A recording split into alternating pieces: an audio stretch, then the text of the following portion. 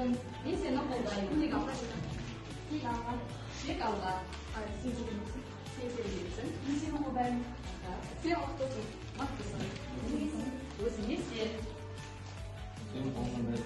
Тек алға. Тек алға.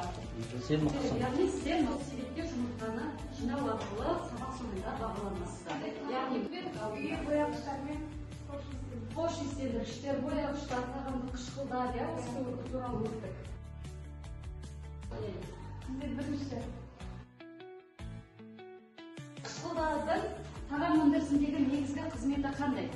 дәм мен консервілеуді жақсарту. Жауаптар, яғни дәм мен консервілерді жақсарту, көктеуді болдырмау, бояу тағамы энергияны арттыру. Яғни сіздердің жауаптарыңыз дәм мен консервілеуді жақсарту.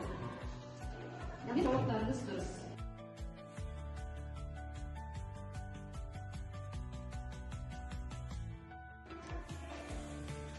Қайсы табиғат Натрий, нитритті, лимон қышқылы, синтетикалық бояғыш, сірке суы. Қайсысы жауап? Сірке су. Жасал.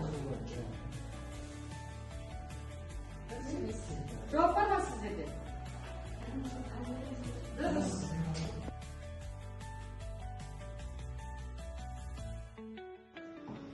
Тағамдық бояғыштардың басты мақсаты қандай?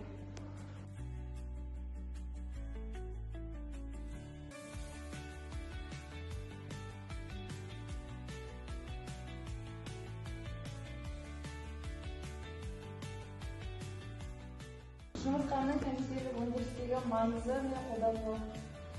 Маңызы мен қолдануы, яғни мен тақырып шықты бүгінгі жаңа сабағымыздың тақырыбы жұмыртқаның кондитерлік өндірістегі маңызы мен қолдануы. Дәптерімізді ашайық, бүгінгі күнді жазайық.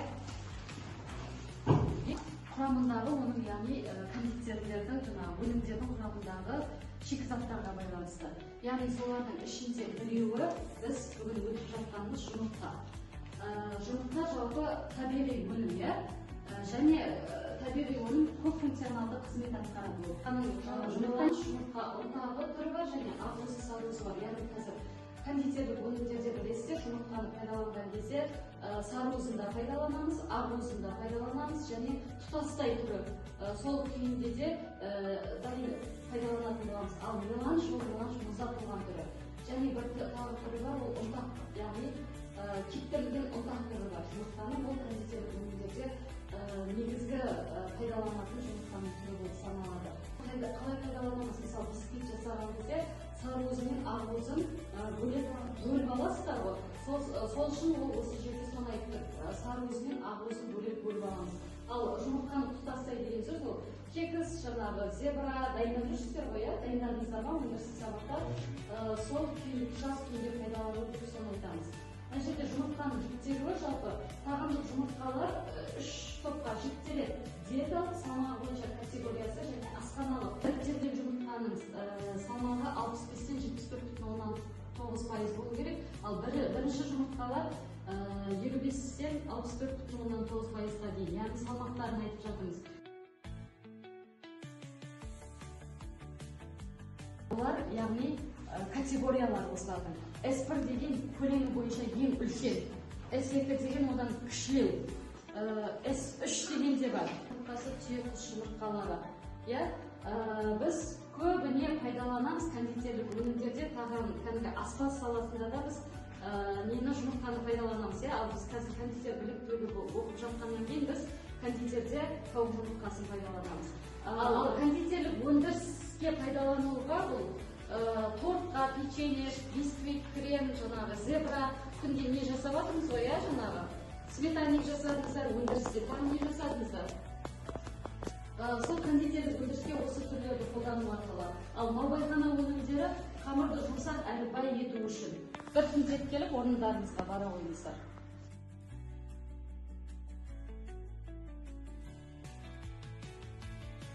Қолданылады.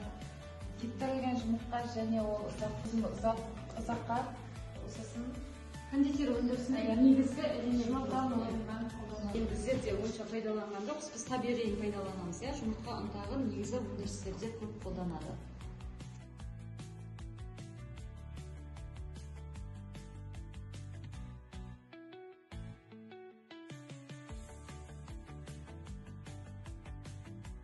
сарыөз бен акөздің бөлінуі.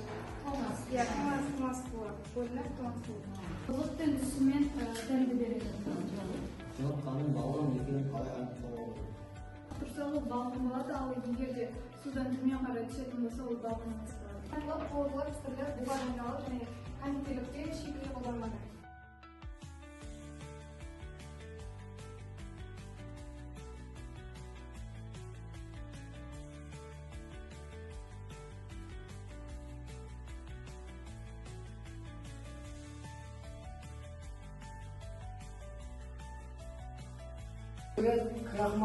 Крахмал, старч. Су. Вода. Ол үй жұмыртқасы. Şimdi ханым жалпы балғындығын көрсетеміз. Сізге балғындығын қалай анықтау керек? Яғни 3 стаканға бірдей қылып су құйып алды. Қолдың жұмыртқасы, яғни үйдің жұмыртқасы бар және магазиннің жұмыртқасы бар.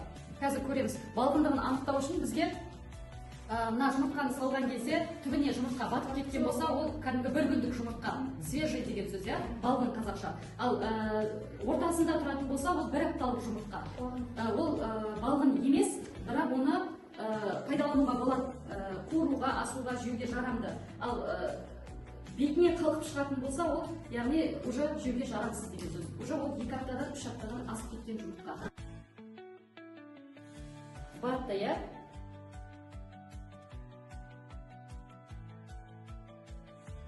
Көрдіңіздер ме? Бәрі батып кетті. Яғни бұл жұмыртқаның барлығы балғын. Яғни 1 күндік, 2 күндік, 3 күндік жұмыртқа ортасында тұратын болса, 1 апталық ол жеуге жарамды. Ал мынау жұмыртқа бетіне қалқып шығып кететін жұмыртқа ол уже жеуге жарамсыз.